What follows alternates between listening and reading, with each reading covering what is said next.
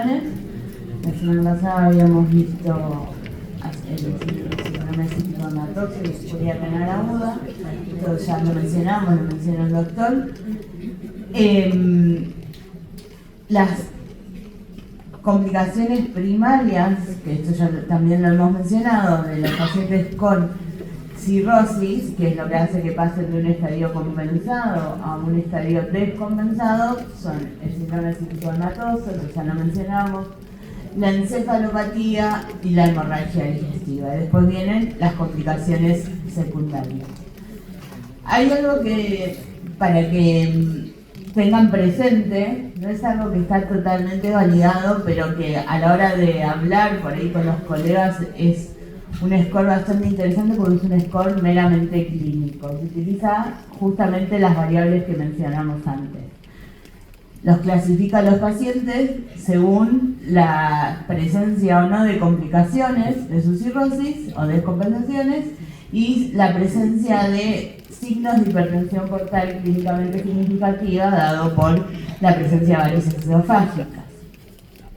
Este score, que no es tan conocido, que se llama score de D'Amico, por la persona por el doctor que lo hizo, es un score que a simple vista nos permite, como el CHILD, diferenciar cuáles son los pacientes que están compensados y cuáles son los que están descompensados, ¿no? Ahora les demostré, pero ahora el último tiene 6 estadios. Estos son los 5 primeros. No tiene varices, es una cirrosis sin hipertensión portal clínicamente significativa. Si tiene varices, pero no se descompensó, o sea, no sangró ni tuvo ascitis, es un estadio 2. El estadio 3, la primera descompensación es la hemorragia digestiva varicial. El estadio 4 es cualquier descompensación que no sea hemorragia digestiva varicial. El estadio 5 es una segunda descompensación, no importa cuál sea. Y como ustedes pueden ver, lo que muestra acá es que a medida que avanzamos de estadio, la sobrevida a los 5 años es menor porque la mortalidad es mayor, ¿no? Después de estar en el estadio 5, a los 5 años la mortalidad es del 88%, y esto que nos muestra acá es la probabilidad de pasar de un estadio a otro. Una vez que el paciente se descompensó, aumenta el riesgo de que se siga descompensando. Por eso siempre la idea es tratar de mantener a nuestros pacientes en la fase de cirrosis compensada. Esto es lo nuevo, lo agregado últimamente, que es el estadio 6, que son las descompensaciones tardías. ¿Se acuerdan que yo les había mencionado en el primer cuadro que tenemos las primeras descompensaciones, que son las clásicas, y las descompensaciones tardías, que suceden cuando la enfermedad está muy avanzada, que sería un estadio 6, donde la mortalidad es muy alta y tiene riesgo de otras complicaciones que vamos a ver la semana que viene, que es la falla aguda sobre Crohn. Esto es el score de CHILD, que ya lo vieron, y este es el score de MEL, que ya también lo conocen. Entonces, siguiendo con las primeras descompensaciones, vamos a hablar un poco de lo que es la encefalopatía hepática. La encefalopatía hepática es una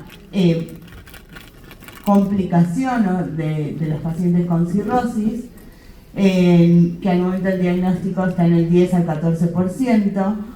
Puede estar presente en los pacientes que tienen HOTIPS, que son las derivaciones ortosistémicas, que vimos que se pueden utilizar en los pacientes con ascitis refractaria, y la probabilidad de que ocurra en los pacientes cirróticos durante la evolución de su enfermedad es de un 30 a un 40%. Vamos a la clasificación, pero es una disfunción cerebral que está causada por la insuficiencia hepática, o también puede ser producida por derivaciones ortosistémicas. Quiere decir que no hay un pasaje hay un puenteo de la sangre que no pasa por el hígado, y todo lo que tiene que metabolizar el hígado va directamente a la circulación sistémica y llega al cerebro.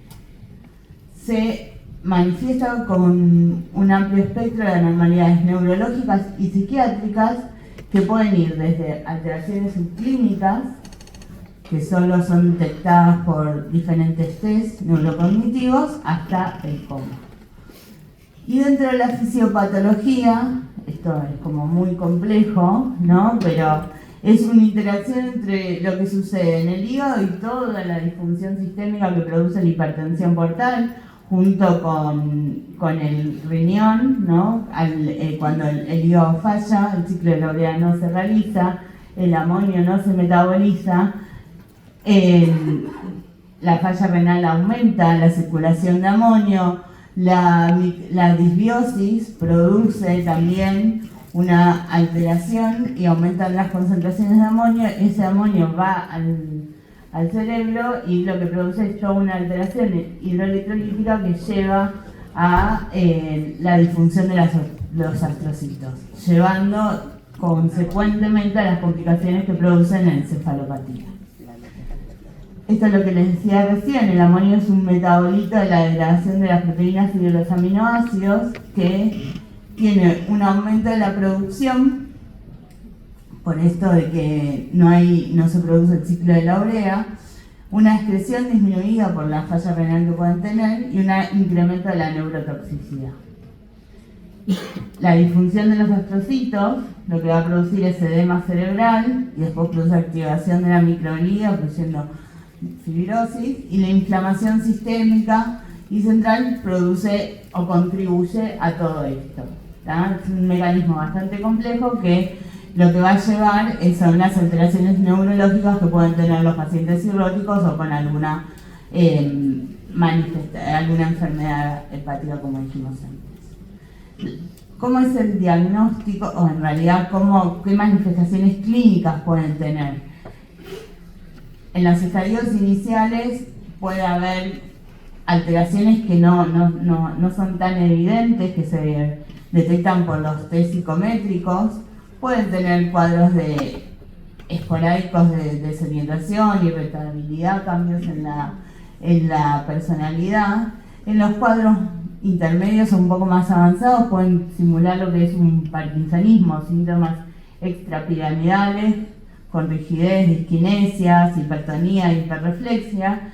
En los estadios más avanzados, alteraciones del ritmo sueño-vigilia, que es algo que hay que interrogar siempre, asociados a una manifestación clínica o un signo clínico que es la asterixis o el flapping, ¿no?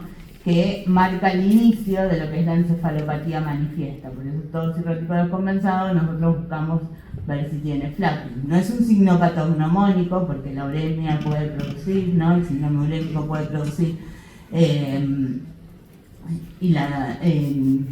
flapping, pero es un signo que en el contexto de estos pacientes siempre hay que buscar.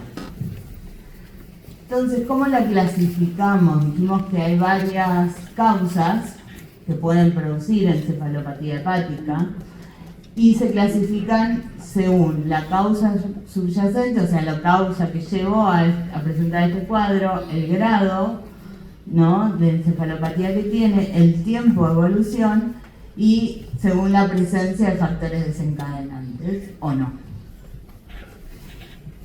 Y nosotros, cada vez que evaluamos un paciente, tenemos que ubicarnos en todas, no es que usamos una, sino que tenemos que identificar cada uno de estos puntos. ¿Tá? Según la causa subyacente, la encefalopatía se divide en A, B y C. La C es la cirrosis, la A es la insuficiencia hepática aguda y la B son las producidas por los Schunck portosistémicos, que es la menos frecuente, ¿no? Pero la A y la B se la pueden acordar. Según la severidad, ahora vamos a ver, es 1, 2, ahí le falta un 3, 4 y 5. Y según la evolución puede ser episódica, recurrente, que tiene varios episodios dentro de 6 meses, o persistente. O sea, el paciente está siempre encefalopático. Episódica es cuando ocurre un episodio y el siguiente pasan más de 6 meses. Y según la presencia de factores desencadenantes es si lo identificamos qué es lo que llevó a la encefalopatía o no. Entonces, la clasificación de los estadios según el grado de severidad se hace por la clasificación de Weisgeben. Y es esto que está acá.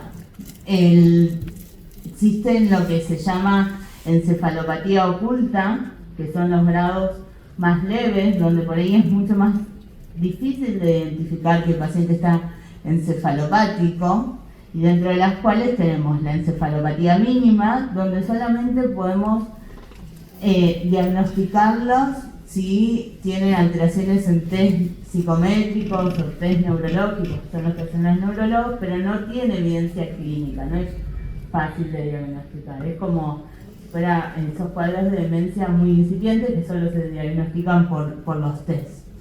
El grado 1 son alteraciones mínimas de la conciencia. Puede haber alteraciones del ciclo sueño-vigilia, pero no es tan frecuente, pueden tener más alteraciones en el sueño, y lo que más tienen son algunas dificultades cognitivas un poco más evidentes. Pero, como digo, la encefalopatía mínima o el grado 1, que también se llaman ocultas, son bastante dificultosas de identificar. Y después tenemos las otras 3 grados de encefalopatía, que esas son más evidentes, que es la que probablemente, si ustedes ven un paciente cirrótico, es las que tienen que buscar, porque eso habla de que claramente el paciente está descompensado. El grado 2 es los que tienen desorientación, asterixis, cambios en la personalidad, cierta letargo. El grado 3 son los pacientes que ya son tan somnolientos, que les cuesta responder a estímulos y tienen episodios más seguidos de desorientación. Y el grado 4 es encefalopatía más grave. Entonces, en función de eso, nosotros lo clasificamos en 1, 2 y 3. El flapping está presente a partir del grado 2. O sea, 2, 3 y 4 todos tienen flapping. Entonces, después, según el sensorio que tenga el paciente, lo vamos a clasificar en 2, 3 y 4. Entonces, cuando lo categorizamos a los pacientes con encefalopatía, como les dije antes, tenemos que poder decir todo. Si es A, B o C, paciente cirrótico es un grado C, un tipo C siempre, cirrótico. El grado, que es el que va a variar según el cuadro clínico que tengamos nosotros en ese momento. Si es persistente, o sea, el paciente ya tiene un grado de descompensación que está siempre con algún grado de encefalopatía, si es recurrente o si es episódica. Y qué es lo que lo precipitó, o si no tiene un factor precipitante, ¿no? La encefalopatía sin un factor precipitante es más grave que la que tiene un factor precipitante, porque tiene tendencia a hacerse persistente a lo largo del tiempo. La que está precipitada por algún factor, como puede ser una infección, que vamos a ver, puede revertir una vez que se revierte el cuadro que lo produjo. Entonces, hablábamos de los factores precipitantes, y siempre que ustedes tienen un paciente cirrótico descompensado, por cualquier descompensación, por eso esto se los hemos visto en varias oportunidades, hay que buscar si existe un factor desencadenante. Para decir que es evolución de la enfermedad, primero tengo que descartar que eso no haya sido desencadenado por ninguna otra cosa. Lo más importante son las infecciones. ¿Por qué? Porque, como vimos la otra vez, las infecciones tienen alta mortalidad en los pacientes cirróticos, y la identificación temprana es lo que les va a mejorar el pronóstico. Lo otro son las alteraciones hidroelectrolíticas, porque muchos de estos pacientes usan diuréticos. Entonces, es importante que las tengamos presentes. La hemorragia digestiva puede precipitar una descompensación, por lo que hablamos antes, ¿no? La alteración de la microbiota y la translocación bacteriana produce aumento de las concentraciones de amonio y exacerba la hemorragia digestiva, el uso de diuréticos que ya lo mencionamos, Y otra cosa es la constipación, que también colabora a lo que es la translocación bacteriana. Entonces siempre, si ustedes tienen un paciente que está descompensado con encefalopatía, hay que buscar cuál fue o cuál puede haber sido el desencadenante. Esto es un poco lo que habíamos dicho, a lo que mencionamos recién, pero en todos, fíjense que en todos los mecanismos lo que sucede es que por una u otra cosa se produce un cambio en lo que sería el metabolismo del amonio, que está en cierta forma equilibrado, ¿no? Si uno tiene un paciente que está con diuréticos, si eso le produce una insuficiencia renal aguda, disminuye la excreción de amonio, eso le va a producir un aumento en las concentraciones que llevan a la encefalopatía. Si tiene una hemorragia digestiva por la translocación bacteriana, va a aumentar la producción de amonio. Fármacos, si usan benzodiazepinas los pacientes, o cualquier medicación psiquiátrica, puede aumentar la neurotoxicidad que produce ya de por sí el amonio. Entonces hay que interrogar todo, si tomó alguna medicación, si usó algo para dormir, si tuvo o no uso de algún fármaco que no esté indicado por el médico, si ha tenido algún signo de infección y todo lo que mencionamos ahí. ¿Y cómo se hace el diagnóstico? En realidad no hay un gran consenso para diagnosticar la encefalopatía. Se basa fundamentalmente en la clínica, que es lo que les mencioné antes, identificar si hay o no factores precipitantes. Se pueden hacer los test neuropsicológicos, que por lo general los hacen los neurólogos para ver la encefalopatía oculta o encubierta. Y si hay sospecha, no tiene una indicación, la tomografía o resonancia, que es más específica en los pacientes con encefalopatía, no es algo que tenga manifestaciones típicas. Pero si nosotros sospechamos que pueda haber otra causa que pueda justificar el cuadro, podemos hacer una tomografía o una resonancia, pero no para diagnosticar encefalopatía hepática. En cuanto al dosaje de amonio, que como dijimos parecería ser el eje central dentro de la fisiopatología de este cuadro, hay que tener en cuenta algunos factores, ¿no? Primero, que depende de la técnica. El amonio se mide en sangre arterial, porque en sangre venosa puede dar valores elevados, pero no porque el paciente tenga amonio elevado, y se analiza inmediatamente, no se puede dejar ahí y esperar media hora para que el laboratorio lo analice. No es específico porque puede estar elevado en otras situaciones, en otros contextos, como la uremia. Y los niveles altos de amonio no sirven para diagnosticar encefalopatía. O sea, todos los pacientes cirróticos, incluso los que no tienen encefalopatía, podrían tener valores elevados de amonio, por lo cual no sirve para diagnosticarla, no sirve para estadificarla tampoco, y hasta el momento algunos plantean que tendrían peor pronóstico los pacientes con amonio elevado cuando son después del trasplante, pero nada de eso ha sido demostrado, por lo cual tampoco tiene un valor pronóstico. Y tampoco guía el tratamiento. ¿Para qué serviría la última guía de encefalopatía, que es la que está puesta ahí abajo? Lo único que dice nuevo es que tiene un valor predictivo negativo, que ya lo sabíamos. Un paciente con un cuadro neurológico que sospechamos que tiene encefalopatía, pero tenemos nuestras dudas, el dosaje de amonio, y que sea negativo, podría excluir o obligarnos a buscar otras causas de encefalopatía. ¿Cuál es el tratamiento? Las medidas generales que dijimos antes: hidratar al paciente, ver que si está en coma, protegerle la vía aérea, están en todo lo que ustedes saben como clínico, la cabecera elevada, etc. Identificar y tratar el evento precipitante, reducir la carga nitrogenada del tracto gastrointestinal y prevenir las recurrencias, de la profilaxis secundaria.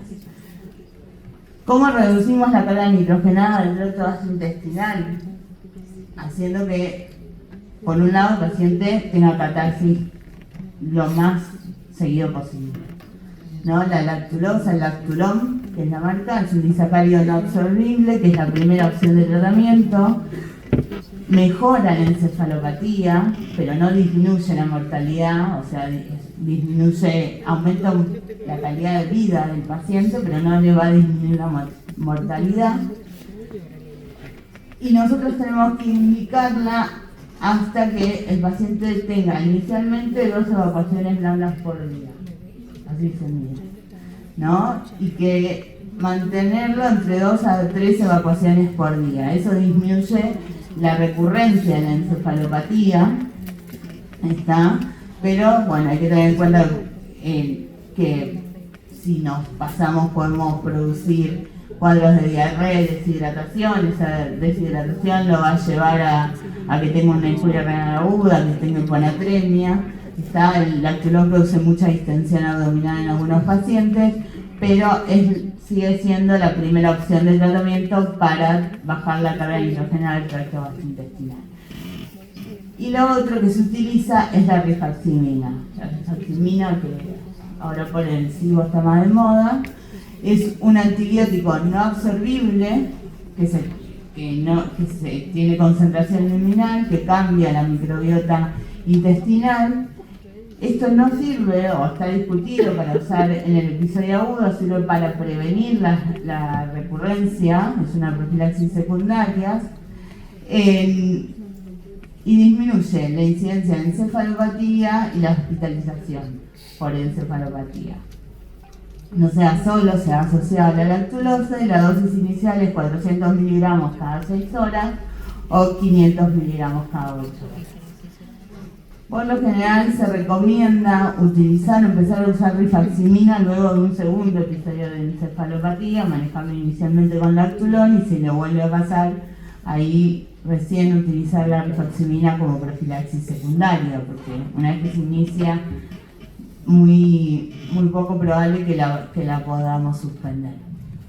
Otra cosa a tener en cuenta es la nutrición de estos pacientes, ¿no? La sarcopenia,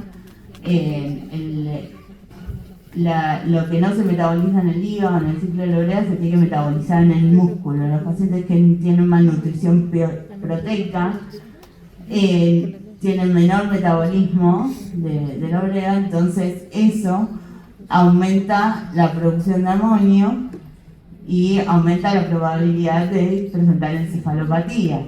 Por eso tenemos que tener un adecuado estado nutricional, esto hay que seguirlo junto con las nutricionistas, evitar la malnutrición proteica, incorporar las proteínas y además realizar las colaciones nocturnas, ¿no? Los pacientes no pueden estar más de 6 horas sin comer. Los aminoácidos ramificados de cadenas largas es algo que es lo que venden en los lugares que venden suplementos dietarios para el gimnasio. Pueden utilizarse como alternativa en los pacientes que no responden al uso de la lactulosa y la rifaximina. Se usan en forma oral, aunque la evidencia no es tan fuerte, todavía se sigue recomendando. Después están los probióticos, la neomicina, el metronidazol, que no se recomiendan. Los probióticos igual se pueden recibir, pero no han demostrado con mucha evidencia ser superiores a los que mencionamos anteriormente. ¿Cómo prevenimos entonces la recurrencia? La rifaximina asociada a la lactulosa es lo que ha demostrado o tiene mejor documentado disminuir la incidencia de recurrencias de encefalopatía hepática. Acuérdense que la rifaximina por lo general se utiliza después de un segundo episodio, la lactulosa ya se puede utilizar después del primer episodio de encefalopatía para disminuir la probabilidad de que el paciente vuelva a tener el mismo cuadro. Y por otro lado, el trasplante hepático en todos los pacientes cirróticos descompensados es una indicación, salvo que tengan una contraindicación. Está la encefalopatía, y más cuando es crónica o es recurrente, disminuye gravemente la calidad de vida del paciente. Y el trasplante hepático, por ser una cirrosis descompensada, es algo que nosotros siempre tenemos que considerar. Así que la encefalopatía hepática es una complicación de la cirrosis con una elevada mortalidad. Tenemos que reconocerlo, tratar de reconocerlo y buscarla tempranamente en el paciente cirrótico, identificar cuál es la causa desencadenante, tener presente la severidad y en función de eso ver hacia dónde lo orientamos, y considerar la nutrición, la lactulosa y la rifaximirina como los elementos fundamentales para evitar la recidiva en esta paciente. ¿Alguna pregunta? Bueno, entonces, si de esto no tiene ninguna pregunta, seguimos hablando de hemorragia digestiva, ¿ah? Que es la tercera descompensación que habíamos mencionado antes. La hemorragia digestiva alta varicial, ¿no? Es un síndrome clínico que se produce por aumento de la hipertensión portal. Como vimos la primera vez, ese aumento de la presión portal es un aumento entre el gradiente entre la vena porta y la vena cava, que supera los 5 milímetros de mercurio. ¿Ya? La hemorragia digestiva alta varicial es la segunda descompensación más frecuente en los pacientes cirróticos, pero es más grave en el corto plazo que el síndrome ascítico hematoso. Tiene una alta mortalidad entre el 15 y 25% a las 6 semanas, y esa mayor mortalidad está asociada porque los pacientes pueden complicarse con otras cosas como la injuria renal aguda y las infecciones. Y la probabilidad de resangrado, o sea que esto vuelva a suceder dentro de las 6 semanas luego de producido el primer episodio, si no reciben profilaxis secundaria, es del 60-70%, o sea que eso le aumenta aún más la mortalidad. La prevalencia de varices esofágicas en los pacientes cirróticos varía según el estadio del Child, que es lo que vimos antes. Los pacientes cirróticos descompensados tienen una probabilidad menor al 50%, pero no está ausente. Y los pacientes que son B o C, que están descompensados, la probabilidad asciende al 72%. El riesgo de hemorragia varicial anual varía en los pacientes descompensados entre el 5 al 15% y va a estar relacionado, como vamos a ver después, al tamaño de las varices, a la disfunción hepática que se relaciona directamente con el grado de hipertensión portal y a la presencia de signos de sangrado probable. Entonces ya lo vimos, ¿no? Y es la fisiopatología de la hipertensión portal que tiene una gran influencia en lo que va a pasar en los pacientes que sangran. Ese delta de presión, que es el gradiente de presión portal entre la vena porta y la vena cava, está directamente relacionado con el flujo venoso y la resistencia vascular del sistema portal. Cualquier cosa o cualquier factor que aumente estos dos factores, que son el flujo o la resistencia, van a aumentar ese gradiente. Si aumenta ese gradiente, aumenta la presión portal y aumenta el riesgo de sangrado. ¿Está? Esto, ahí está, no importa la ley, está, hay una facultad.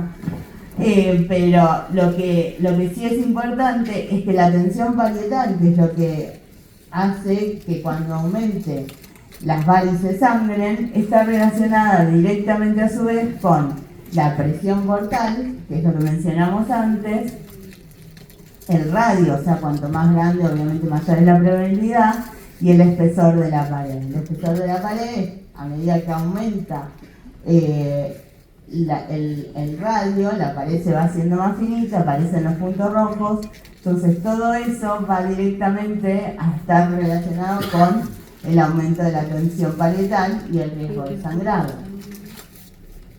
Habíamos dicho que la hipertensión portal comienza cuando el gradiente ese es mayor a 5. Ahora, cuando el gradiente ese se hace clínicamente significativo, que es algo, un concepto que existe hace mucho, pero en el último tiempo ha tomado mayor relevancia, el riesgo de que aparezcan las complicaciones de la cirrosis es mayor. Ascitis, hemorragia digestiva o encefalopatía. Y los pacientes que sangran suelen tener un gradiente de hipertensión portal grave, que es mayor a 12 milímetros de mercurio. Entonces, ¿por qué? Porque hay algunos de esos factores que son la resistencia del flujo que hicieron que aumente más la presión en un determinado momento y esos pacientes pueden sangrar. Y esto es lo que sucede. A partir de 10 milímetros de mercurio, es cuando se van a formar las varices. Más de 5 tiene hipertensión portal, más de 10 se empiezan a formar las varices, más de 12 la pared se empieza como a adelgazar, va a aumentar la luz y tiene mucho más riesgo de que esas varices sangren.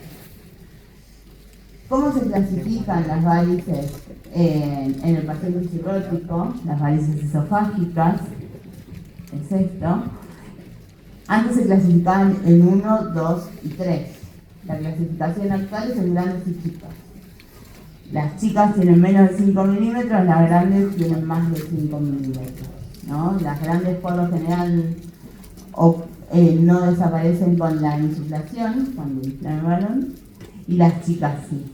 Entonces, la clasificación actual y lo que tienen que ver en las endoscopías es si son grandes o chicas. No 1, 2 y 3, como se tienen que informar actualmente. Y después están las varices gástricas. Las varices gástricas, o las que aparecen en la endoscopía, en la luz del estómago, tenemos las que son, no encuentro el cursor, pero las que dicen GOV1 y GOV2 son como una extensión de las varices esofágicas, se tratan igual que las varices esofágicas, y las IgB1 y las IgB2 son varices gástricas. Las IgB1 están en el techo gástrico, las IgB2 están más en el fondo. ¿Cómo son los síntomas que van a presentar los pacientes que tienen hemorragia digestiva varicial? Como ustedes saben, si tienen hemorragia digestiva alta se presenta igual, independientemente de la causa. Pueden tener hematomesis, melena, hematopesia si tienen un tránsito más alto, descompensación hemodinámica, donde el 40% la hemorragia puede cesar en forma espontánea, el otro 40% puede cesar y recidivar a los 6 semanas, y el 40% puede cesar y volver a sangrar en los 5 días. O sea, el porcentaje de resangrado es muy alto, por eso la profilaxis secundaria es muy importante. Y algo que nosotros tenemos que considerar, por esto de que lo que habíamos mencionado anteriormente, de que hay algo que aumenta ese flujo, es si hay una trombosis portal o un hepatocarcinoma, algo que aumente esa presión portal, esa resistencia. Entonces, considerando esto, ¿cómo evaluamos un paciente con hemorragia digestiva varicial? Lo primero, esto lo manejan mejor porque hace más clínica, es el estado hemodinámico. Si el paciente está descompensado o compensado hemodinámicamente, no por su cirrosis está descompensado. Pero si hemodinámicamente está compensado o descompensado, si requiere o no inotrópicos, si requiere protección de la vía aérea, si requiere transfusiones, que ahora vamos a ver en qué casos, etcétera. Siempre interrogar para buscar esto, primero si ya ha tenido un episodio de hemorragia digestiva, pero más que nada, aparte de investigar la causa de la hepatopatía, si es la primera vez que lo vemos, es investigar qué puede haber exacerbado en este cuadro. Buscar siempre signos de otras descompensaciones, signos de descompensación hemodinámica, y el manejo en lo agudo siempre tienen que tener 2 vías periféricas, cortas y gruesas, como cualquier hemorragia digestiva alta. La reposición de volumen no hace falta hacerla con albúminas, solamente con cristaloides. Lo que es importante es que no hay que aumentar mucho la presión, porque si nosotros aumentamos mucho la presión, va a sangrar de nuevo. Controlar el ritmo diurético por la injuria renal aguda. Si tiene encefalopatía o requiere protección de la vía aérea, se la protegeremos. Y con respecto a si requiere o no transfusiones, lo que es importante es que no necesitamos aumentar mucho el nivel de hemoglobina, porque si lo transfundimos mucho tiene riesgo de volver a sangrar. Entonces estos pacientes entre 7 y 9 es lo que dicen las guías, no más que eso, y si no tiene un valor de hemoglobina menor a 7, no es necesario transfundirlo en forma inmediata, salvo que tenga el paciente comorbilidades que indiquen que necesita transfusión por otra causa. Lo otro es tener un laboratorio completo, y lo más importante es que probablemente tengan alteraciones en el recuento plaquetario y alteración de la coagulación, pero eso no se corrige, no hay evidencia que muestre que corregir el valor de plaquetas o de coagulación aumente la sobrevida en estos pacientes. Y lo otro que hay que hacer siempre es cultivarlo, buscarles la infección. Acuérdense que la infección en los pacientes cirróticos, como dije antes, tienen altísima mortalidad. Y es mejor tratarlos empíricamente y después sacarle el antibiótico que esperar a tener algún rescate. Aparte de que muchas veces no tienen rescate estos pacientes. Pero entonces, considerar si necesita o no, se sospecha o no de que pueda tener alguna infección. Si la tiene, se tratará como tal, y si no igual, estos pacientes deben recibir profilaxis antibiótica. ¿Se acuerdan? Cuando hablábamos de profilaxis de peritonitis bacteriana espontánea, si no recuerdo se lo repito, la hemorragia digestiva alta varicial, hay que hacer profilaxis de PBE con ceftriaxona durante 5 a 7 días. Entonces, si no encontramos ninguna infección, igual antibióticos van a recibir en una dosis menor, pero van a recibir. En cuanto a la endoscopía hay que hacerla dentro de las 12 horas, pero con el paciente compensado hemodinámicamente y con la vía aérea protegida si es necesaria. Y el tratamiento, además, antes que la endoscopía, es iniciar drogas vasoactivas. La terlipresina, que les mencionamos que se utiliza para el tratamiento del síndrome hepatorrenal o en la charla de la semana pasada, también se utiliza por la vasoconstricción que produce en el tratamiento de la hemorragia digestiva alta varicial. Es la droga de primera elección, tiene una eficacia hemostática del 80% y reduce la falta de control de la hemorragia digestiva varicial con la endoscopia y disminuye la mortalidad.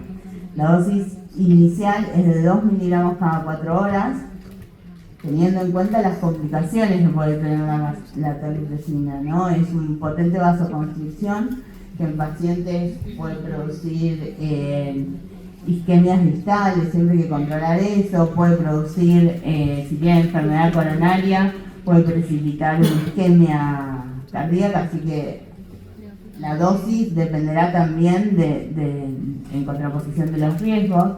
La osteotrige, que ya no hay, la dosis de 550 microgramos a 100 microgramos en infusión continua, ¿está?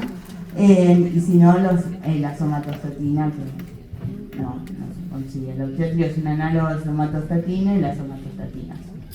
Pero la terlipresina, que es la que de todas estas es la más accesible, siempre en un paciente como una hemorragia digestiva varicial o que sospechamos, después de la endoscopía, y se suspenderá si no tiene varices, hay que ponerla lo antes posible, junto con las medidas iniciales. La endoscopía, como dijimos, hay que hacerla dentro de las 12 horas, de las primeras 12 horas, no es necesario hacerla a las 2 horas si el paciente no está en condiciones, el paciente tiene que estar en condiciones para hacerla, Y la primera lección es la ligadura de las bandas, ¿tá? La esclerosis tiene mayor riesgo de resangrado, entonces no es lo que se elige, y el cianoacrilato se usa para las varices gástricas, ¿no? Las que les mostré, la IgB 1A y las GOG 1 y 2.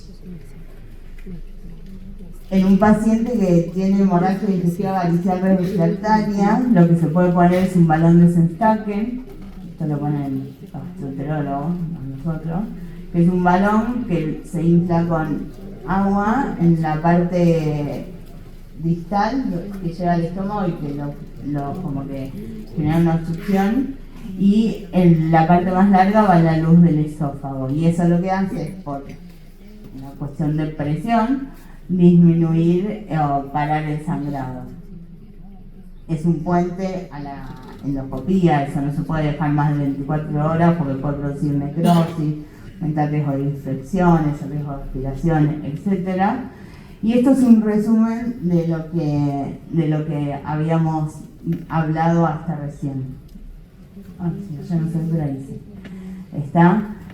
La evaluación inicial es evaluación hemodinámica, pero además evaluación de probables precipitantes de esa hemorragia digestiva en un paciente que venía compensado. Consumo de alcohol, hepatocarcinoma, trombosis portal, infecciones, siempre hay que buscarlas.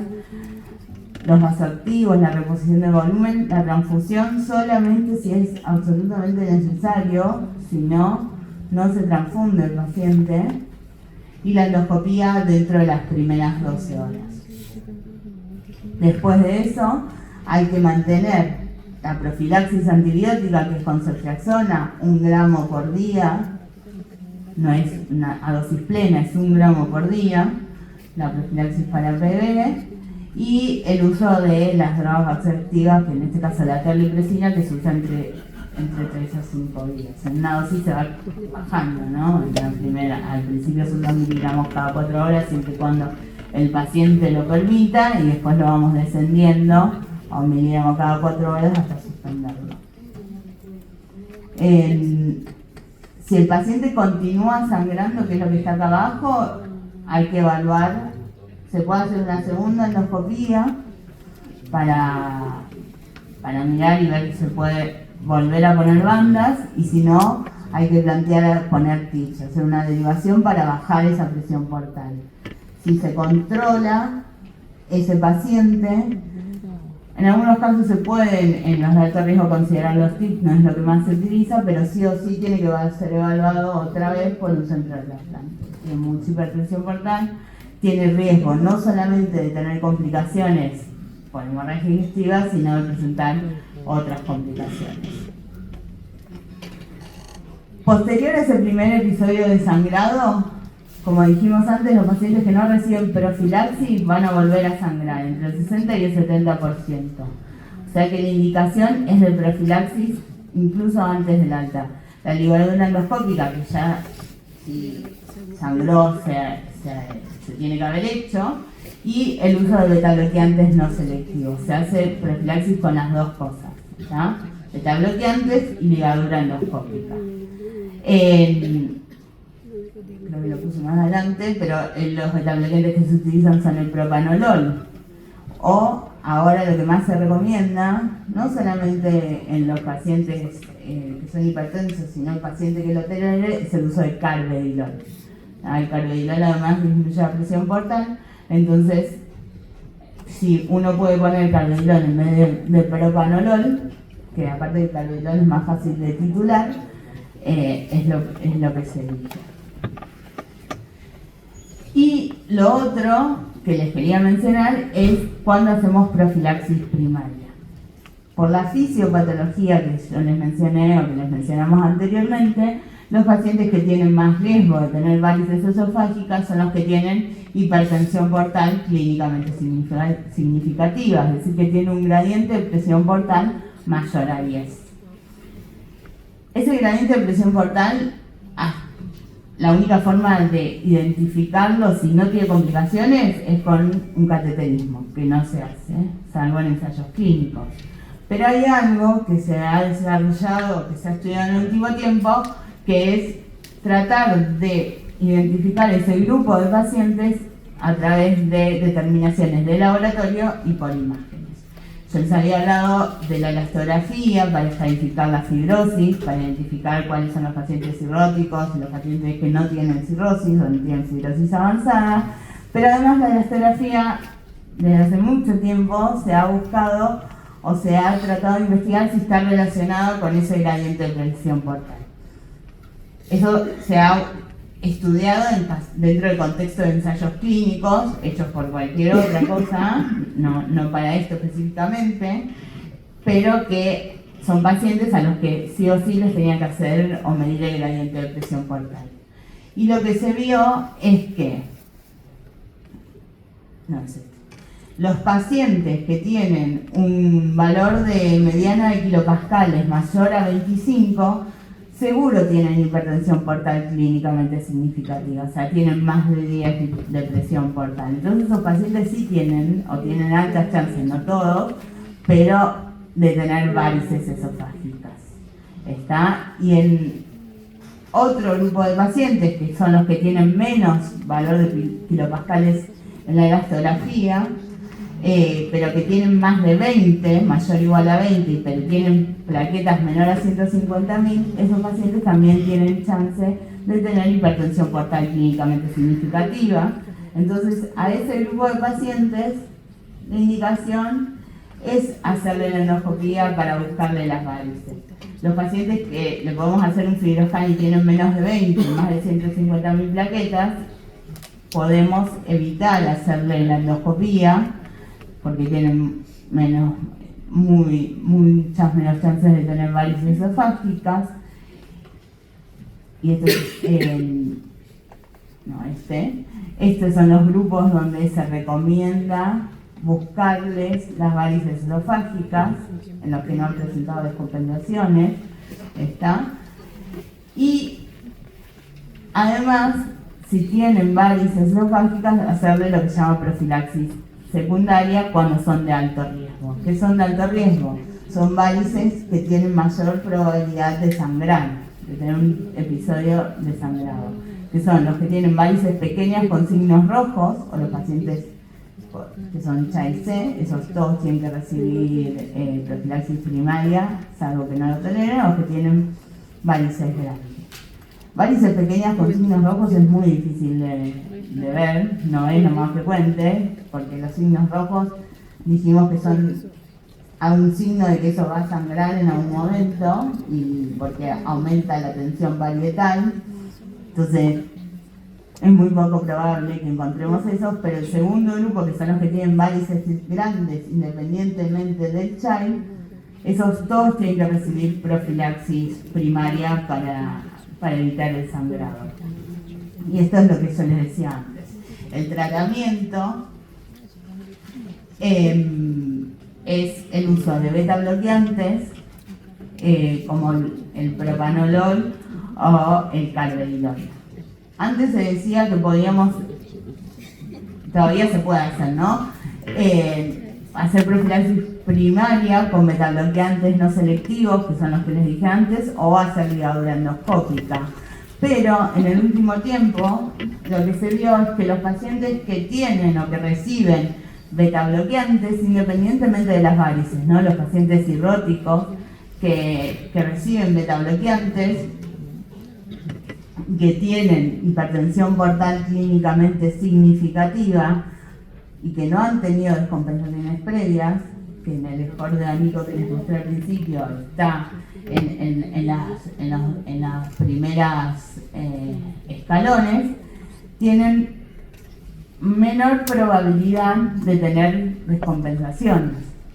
O sea que uno puede elegir entre hacerle ligadura endoscópica, que va a prevenir efectivamente es que sangren esas varices, o puede darle beta bloqueantes, que además de evitar que sangren esas varices como profilaxis primaria, va a mejorar o disminuir el riesgo de cualquier descompensación o muerte en este grupo de pacientes.